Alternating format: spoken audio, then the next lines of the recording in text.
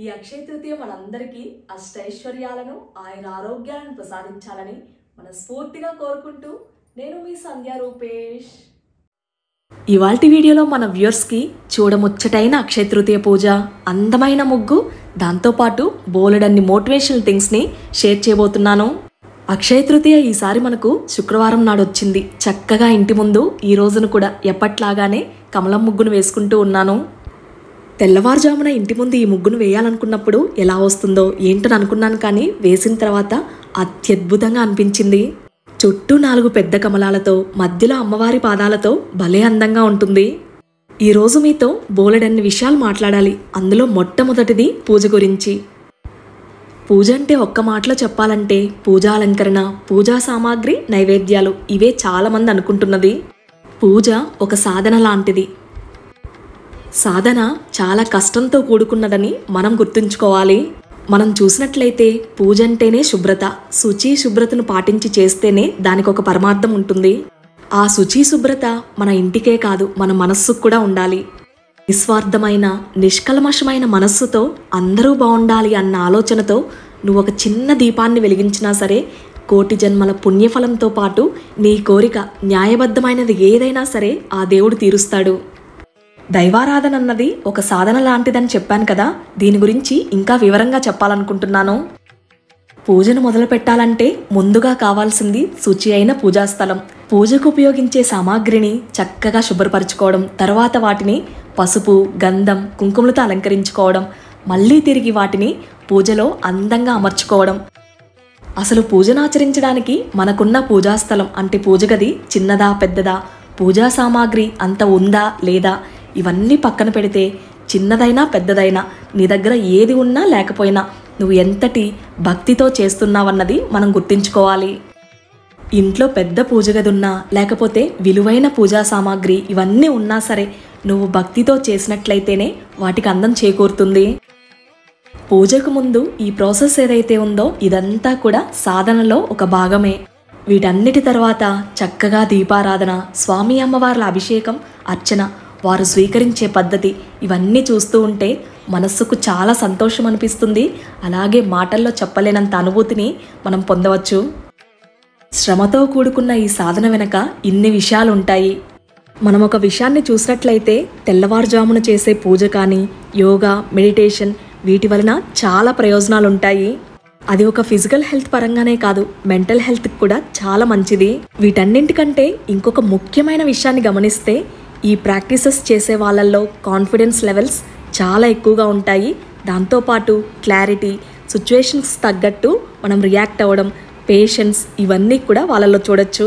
మనం ఈ మధ్యకాలంలో చూస్తూనే ఉన్నాము, చిన్న విషయాలకే చిరాకు పడిపోవడం, కోపగించుకోవడం, అలాగే సిచ్యువేషన్స్ని అర్థం చేసుకోకుండా మాట్లాడేయడం, ఇలా చెప్పుకుంటూ పోతే యాంగ్జైటీ, డిప్రెషన్, స్ట్రెస్ చాలా ఎక్కువగా ఉన్నాయి.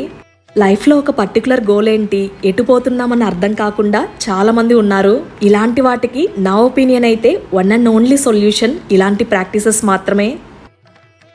ఇప్పుడు నెక్స్ట్ అయితే మీతో మన వ్యూవర్ పంపించిన, లేకపోతే వెల్విషర్ అనుకోవచ్చు, తన కమెంట్ గురించి మాట్లాడాలనుకుంటున్నాను. సంధ్య గారు మీరంటే ముందు అస్సలు నచ్చేది కాదు, కాకపోతే ఒక ఛానల్లో ఇంటర్వ్యూ చూసిన తర్వాత మీ పైన ఇష్టం పెరిగింది. ఇప్పుడు మీ వీడియోస్ని రెగ్యులర్గా ఫాలో అవుతున్నానని చెప్పారు. అయితే ఆ కమెంట్లో ముందు నేనంటే ఎందుకు ఇష్టం ఉండేది కాదో కూడా క్లియర్గా చెప్పారు. అదేంటో వీడియోలో షేర్ చేస్తాను, చూస్తూ ఉండండి. ఈరోజు లక్ష్మీ కుబేర పూజకు సిద్ధం చేసుకుంటూ నాకెంతో ఇష్టమైన శ్రీకాళహస్తి గురించి వింటూ ఉన్నాను. అత్యద్భుతంగా ఉంది వింటూ ఉంటే. ఒకసారి విందామా? ఎందరో భక్తులు, త్యాగధనులు, మునిశ్రేష్ఠుల పాదస్పర్శతో పునీతమైన పుణ్యస్థలిని ప్రశాంత వాతావరణంలో ఆధ్యాత్మిక సొబగులతో అలరారుతున్న ఈ క్షేత్రంలో అడుగడుగు శ్రీకాళహస్తీశ్వర స్వామి వారి నామస్మరణంతో పునీతమవుతుంది. కుకు ఎఫ్ఎంలో ఒక్క స్పిరిచువల్ బుక్సే కాదు, health related, finance, history, self help, self care, ఇలా వైడ్ రేంజ్ ఆఫ్ బుక్స్ మనకి ఇందులో ఉంటాయి. అది కూడా ప్రీమియం క్వాలిటీ బుక్స్ని యాడ్ ఫ్రీగా మనం వినొచ్చు. ఇంకా ట్రావెలింగ్లో ఉన్నా సరే, లేకపోతే ఈవినింగ్ ఫ్యామిలీతో టైం స్పెండ్ చేస్తున్నప్పుడు ఇలాంటి వాటిని వింటే చక్కగా ఫ్యామిలీ బాండింగ్ కూడా స్ట్రాంగ్ అవుతుంది. ఇప్పుడు కుకు ఎఫ్ఎంలో 7 day ట్రయల్ ఆఫర్ కూడా నడుస్తుంది. ఒకవేళ నచ్చలేదు అని అనుకుంటే గనక మధ్యలో ఎప్పుడైనా సరే క్యాన్సిలేషన్ చేసుకోవచ్చు. కుకు ఎఫ్ఎంలో మనకు నచ్చిన బోలెడన్ని బుక్స్తో పాటు every week new books add అవుతూ ఉంటాయి. Kuku FM app download links డిస్క్రిప్షన్లో అలాగే ఫస్ట్ కమెంట్లో పిన్ చేస్తున్నాను, ఒకసారి చెక్ చేయండి. ఇప్పటి వరకు మన వ్యూయర్స్లో కుకు ఎఫ్ఎంని ఎవరైనా ట్రై చేయకుండా ఉంటే తప్పకుండా ట్రై చేయండి. కుకు ఎఫ్ఎంలో మీ మనస్సుకు నచ్చింది వినొచ్చు. ఫస్ట్ ఆఫ్ ఆల్ తనకి థ్యాంక్ యూ చెప్పాలి. తన అనాలిసిస్ నాకు చాలా అంటే చాలా బాగా నచ్చింది. చెప్పాలంటే ఇప్పటి వరకు మన ఛానల్లో కొన్ని వేల కమెంట్స్ని చూశాను. ఆ కమెంట్స్లో ఇది చాలా స్పెషల్ అని అనుకుంటున్నాను. ఆ కమెంట్లో ఇలా అన్నారు: ఇంటర్వ్యూ చూసినంతసేపు చాలా హ్యాపీగా ఒక స్మైల్ ఉంది నా ఫేస్లో. అసలు యాంకర్తో మాట్లాడినట్లు కాకుండా ఎవరో ఫ్రెండ్తో మాట్లాడినట్టు, ఆ పర్సన్తో మీరు అలా గలగలా మాట్లాడుతుంటే నాకు చాలా నచ్చింది. మీరు అలానే వీడియోస్లో మాట్లాడొచ్చు కదా, అంతే ఫ్రెండ్లీగా అని అంటూ ఉన్నారు. ఇంతకీ మీ వీడియోస్ని ఒక్క పెద్దవాళ్ళే చూస్తున్నారు అనుకుంటున్నారా? యంగ్ ఏజ్ పీపుల్ కూడా ఇప్పుడు జనరేషన్ చాలా మంది వాచ్ చేస్తూ ఉన్నారు మీ ఛానల్ అంటూ ఉన్నారు. నాకైతే మీరు వీడియోస్లో కూడా అలానే ఫ్రీగా చిన్నపిల్లలాగా క్యూట్గా మాట్లాడితేనే నచ్చుతుంది. ఒకసారి ట్రై చేయండి అని అడ్వైస్ చేశారు. మీరు చెప్పింది 100% కరెక్ట్. ఇంటర్వ్యూలో నేను పర్సనల్గా ఎలా ఉంటానో అలానే ప్రజెంట్ చేశాను, అందుకే మీ అందరికి కూడా నచ్చింది. ఇక వీడియోస్ విషయానికి వస్తే మన ఛానల్ సంధ్యా రూపేష్ అనగానే మీరే చెప్తారు కదా పూజలకి పెట్టింది పేరు అని. పూజను ఎలా అయితే నేను శ్రద్ధగా చేసుకుంటానో వాయిస్ ఓవర్ కూడా అంతే శ్రద్ధ పెట్టి చేస్తాను. నేను చేసుకున్న ఆ పూజలో పాజిటివ్ వైబ్స్ మీ వరకు వచ్చి మంచి మోటివేషన్ని, అలాగే మీ వీడియోస్ చూసి మేము కూడా ఇన్స్పైర్ అవుతున్నామని మీరు అంటూ ఉన్నారంటే ఖచ్చితంగా దాని వెనకాలన్న ఎక్స్ప్లెనేషన్ మాత్రమే అని నా ఉద్దేశం. ఒకవేళ నా పూజా విధానాన్ని నేను క్యాజువల్గా మాట్లాడినట్టు మాట్లాడితే అందులోని ఫ్లేవర్ ఏదైతే ఉందో ఖచ్చితంగా మిస్ అవుతుంది. ఆ డివైన్ ఎసెన్స్ని, ఆ ఫ్లేవర్ని అలానే ఉంచాలని ఆ ఎక్స్ప్లెనేషన్ కానీ వాయిస్ కానీ నేను అలానే ఉంచుతాను. ఒక్కో కేటగిరీకి ఒక్కో వాయిస్ సెట్ అవుతుందని అంటారు కదా, ఇది కూడా అలానే. ఇక పూజా వీడియోస్ కాకుండా వ్లాగ్స్ విషయానికి వస్తే రీసెంట్గా పోలింగ్ కండక్ట్ చేస్తే వ్లాగ్స్ కావాలా పూజా వీడియోస్ కావాలా అని 60 and 40% మెంబర్స్ మనకు వ్లాగ్స్ కావాలని అంటూ ఉన్నారు. పూజలో ఒక్క పూజా విధానాన్ని మాత్రమే తెలుసుకోగలం. మీ వ్లాగ్స్ అయితే కనుక మంచి మోటివేషన్ని అండ్ హెల్దీ లైఫ్ స్టైల్ని ఎలా అలవాటు చేసుకోవచ్చో కూడా మేము నేర్చుకుంటున్నాము అని కూడా చాలామంది అన్నారు. ఓవరాల్గా చూసుకుంటే మన ఛానల్ వ్యూవర్స్ ఎలా ఉన్నారంటే స్పిరిచువాలిటీ అండ్ డైలీ రొటీన్ రెండూ కావాలనే కోరుకుంటున్నారు. తను చెప్పినట్లు వ్లాగ్స్లో కూడా నేను ఎలా అయితే పర్సనల్గా ఉంటానో అలా ప్రజెంట్ చేయడానికే ట్రై చేస్తాను. కాకపోతే కొన్ని బౌండరీస్ అవి ఉంటాయి కదా, లిమిటేషన్స్, దాని ప్రకారమే నేను చేసుకుంటాను. మీరు గమనిస్తే మనకు పక్కన ఎవరైనా ఉంటే బాగా ఫ్రీగా మాట్లాడగలం. ఒక్కదాన్నే వాయిస్ ఇస్తూ అలా ఫ్రీగా మాట్లాడాలంటే కొంచెం ఇబ్బంది అవుతుంది. ఎనీహౌ మీ అందరికీ నచ్చే విధంగా I try my best. Once again thank you so much for such an encouraging comment అండి. ఇలానే మీ అందరి సపోర్ట్ ఉండాలి, ఇంకా మంచి మంచి వీడియోస్ చేయాలని కోరుకుంటున్నాను. తొందరలో మన వ్యూవర్స్ అందరికీ ఒక గుడ్ న్యూస్ని అయితే షేర్ చేయాలనుకుంటున్నాను. అండ్ ఇప్పుడైతే అక్షయ తృతీయ పూజా విధానాన్ని చూసేద్దామా? అక్షయ తృతీయ పూజలో నన్ను బాగా ఆకట్టుకుంది ఈ అరిటాకులపై స్వామి అమ్మవార్ల విగ్రహాలను ఏర్పాటు చేసి పూజ చేసుకోవడం. అక్షయ తృతీయ శుక్రవారం, అందులోనూ లక్ష్మీ కుబేర పూజను చేసుకుంటున్నాను కదా.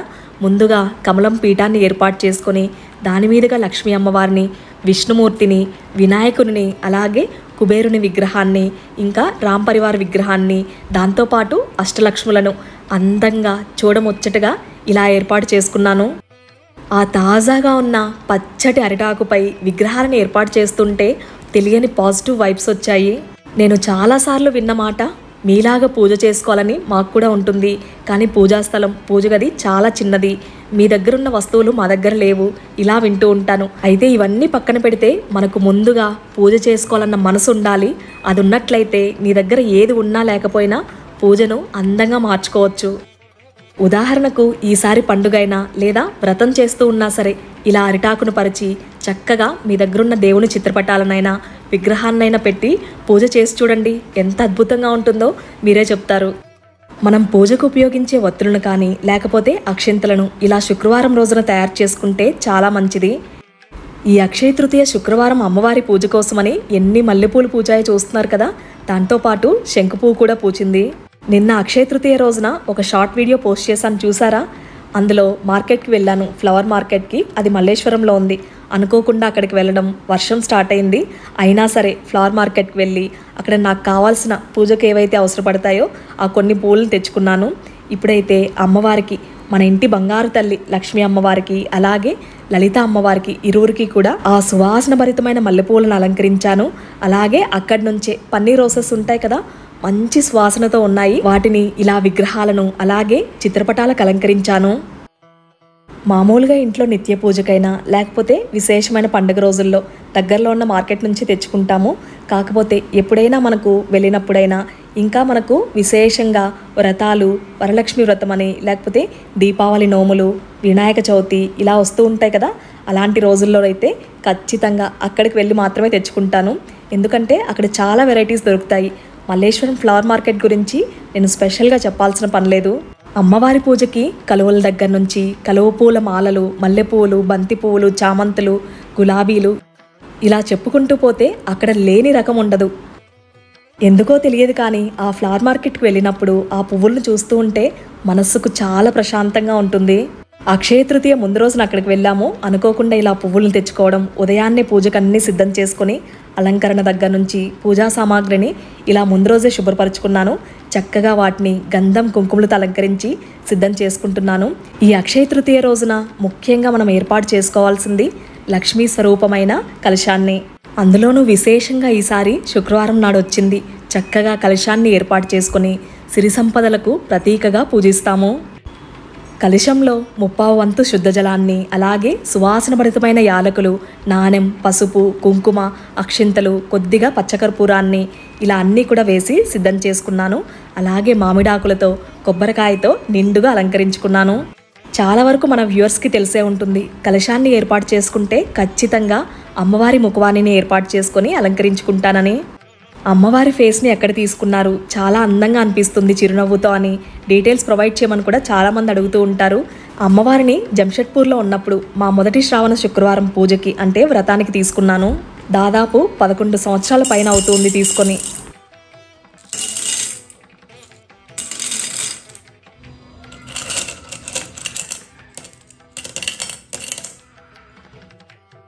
లక్ష్మీ అమ్మవారి పూజలో ముఖ్యంగా ఉండవలసింది, అందులోనూ అక్షయ తృతీయ రోజున బంగారం కాదు దానికంటే విలువైనవి లక్ష్మీ గవ్వలు, అలాగే మన ఇంట్లో నాణేలు ఉంటాయి కదా, వాటిని ఏర్పాటు చేసుకున్నాను. దాంతోపాటు అమ్మవారికి తాంబూలాన్ని, చీరను, సారెను, పండ్లను, పసుపు, కుంకుమ ఇవన్నీ కూడా సుగంధ ద్రవ్యాలతో అర్పించడానికి ఇలా సిద్ధం చేసుకున్నాను. దాంతోపాటు అమ్మవారికి ఇష్టమైన నైవేద్యం పరమాన్నాన్ని తయారు చేసుకున్నాను. ఇలా పూజకు కావాల్సినవన్నీ కూడా ముందుగా సిద్ధం చేసుకుని ఆ తర్వాత దీపారాధన చేసుకున్నాను. నిన్న వీడియో పోస్ట్ చేయడం కుదరలేదు కానీ మన వ్యూవర్స్కి హెల్ప్ అవుతుంది, చాలామంది చేసుకోగలరు అన్న ఉద్దేశంతో షార్ట్ వీడియోని పోస్ట్ చేశాను. అష్టలక్ష్మి కుబేర మంత్రాన్ని 108 సార్లు లేకపోతే 11, 21, 54 సార్లు పఠించమని. ఇంకా చాలామందికి తెలిసిన విషయమే, ధనత్రయోదశి అయినా సరే అక్షయ తృతీయ నాడు కొంత బంగారాన్నైనా ఒక కాసు అయినా సరే ఇంటికి కొని తెచ్చుకోవాలని అంటూ ఉంటారు. కాకపోతే వీటన్నింటికి మించి మనం చేయాల్సింది ఏంటో తెలుసా? అక్షయ తృతీయ నాడు ఏదైనా సరే దానం ఇవ్వడం.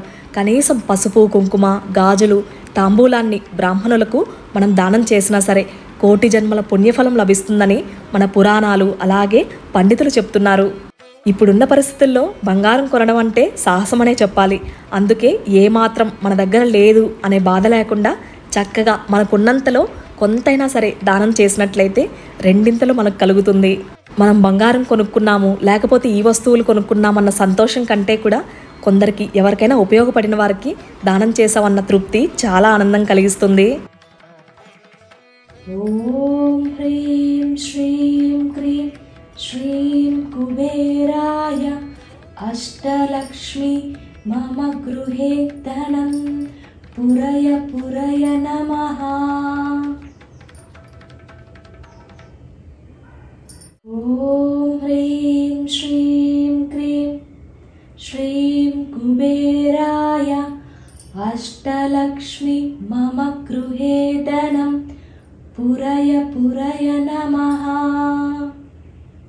ఓం హ్రీం శ్రీం క్రీం శ్రీం కుబేరాయ అష్టలక్ష్మి మమ గృహే ధనం పురయ పురయ నమః. ఓం హ్రీం శ్రీం క్రీం శ్రీం కుబేరాయ అష్టలక్ష్మి మమ గృహే ధనం పురయ పురయ నమః. ఓం హ్రీం శ్రీం క్రీం శ్రీం కుబేరాయ అష్టలక్ష్మి మమ గృహే ధనం పురయ పురయ నమః. ఓం హ్రీం శ్రీం క్రీం శ్రీం కుబేరాయ అష్టలక్ష్మి మమ గృహే ధనం పురయ పురయ నమః. ఓం హ్రీం శ్రీం క్రీం శ్రీం కుబేరాయ అష్టలక్ష్మి మమ గృహే ధనం పురయ పురయ నమః. ఓం హ్రీం శ్రీం క్రీం శ్రీం కుబేరాయ అష్టలక్ష్మి మమ గృహే ధనం పురయ పురయ నమః. ఓం హ్రీం శ్రీం క్రీం శ్రీం కుబేరాయ అష్టలక్ష్మి మమ గృహే ధనం పురయ పురయ నమః. ఈ అక్షయ తృతీయ రోజున అమ్మవారికి ఎంతో ప్రీతికరమైన శంకు పువ్వు నైవేద్యం అలాగే చీర తాంబూలం అన్నీ కూడా సమర్పించినందుకు చాలా సంతోషంగా అనిపించింది. నాకు తెలిసి ప్రతి ఒక్కరూ కూడా వారికి ఉన్నంతలో చక్కగా ఆనందంగా పూజను చేసుకోగలం. పక్కింటి వారో లేకపోతే వేరే వాళ్ళని చూసి వీరు పూజ ఇలా చేసుకుంటున్నారు మనం చేసుకోలేకపోతున్నామన్న బాధ పక్కన పెట్టి చక్కగా మనకున్నంతలో చేసుకుంటే ఆ ఆనందమే వేరుగా ఉంటుంది. వీడియో స్టార్టింగ్లో చెప్పాను కదా, పూజ ఒక సాధన లాంటిది. ఎప్పుడూ కూడా ప్రతిఫలాన్ని ఆశించకూడదు. నీ కర్తవ్యాన్ని నువ్వు నిర్వర్తిస్తే గనక చక్కగా నీకేది కావాలో అది స్వామి అమ్మవార్లే నీకు అందిస్తారు. అన్నింటికంటే ముఖ్యమైనది నమ్మకం. ఆ నమ్మకం మీదే ప్రతి ఒక్కరి జీవితం కూడా నడుస్తుంది. ఆ నమ్మకం లేని చోటు నీకెన్ని ఆస్తులున్నా సరే, బంగారు నాణేలు అలాగే వజ్ర వైడూర్యాలు ఉన్నా సరే సంతోషం అన్నది కరువైపోతుంది. చూసారు కదా, నేను చేసుకున్న అక్షయ తృతీయ పూజని మీ అందరికి కూడా నచ్చిందనుకుంటున్నాను. అలాగే మనందరిపై ఆ స్వామి అమ్మవార్ల చల్లని చూపు ఎల్లవేళలా ఉండాలని, అష్టైశ్వర్యాలు ఆయురారోగ్యాలతో ప్రతి ఒక్కరూ జీవించాలని మనస్ఫూర్తిగా కోరుకుంటున్నాను. మళ్ళీ మీ అందరికీ ఉపయోగపడే ఒక చక్కటి వీడియోతో మీ ముందుకు వస్తుంది మీ సంధ్యా రూపేష్.